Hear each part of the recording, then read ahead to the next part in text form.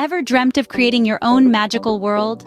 Welcome to the realm of fairy gardens, whimsical miniature landscapes brimming with charm. From selecting tiny plants to adding magical touches, each step is a delightful adventure. Join us on this enchanting journey to create your own fairy garden. Creating a fairy garden begins with envisioning your magical world. Start with the foundation, a container.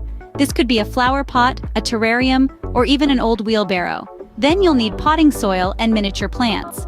Choose plants that match your fairy garden theme and can thrive in the same conditions. Lastly, fairy garden accessories. These can be store-bought or handmade, and they're what truly bring your fairy garden to life.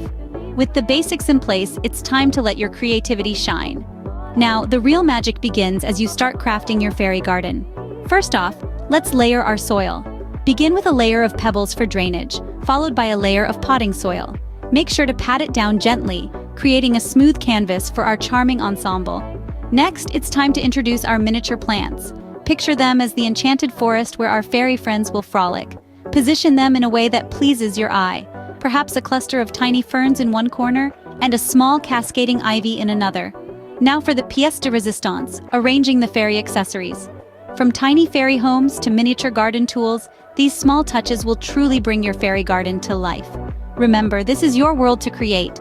There's no right or wrong way to arrange these enchanting elements. And voila, your magical fairy garden is ready to enchant.